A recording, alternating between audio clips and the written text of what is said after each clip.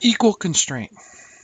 The equal constraint allows us to force geometry to be equal. It can be things like lines or curved segments or a fillet. So here I have two lines. If I go up to the equal, I select on the first one. The second one I select will be like the first one.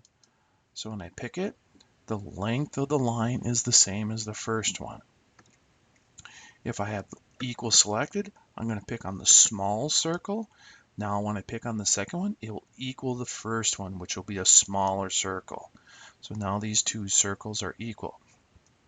If I change the diameter of these later on, one of them, both will change the same diameters. If I change the length of one of these lines, both lines will change automatically. So the equal is very handy. We can use it in a lot of situations to make sure that we are generating all the different drill holes to be the same size, for example.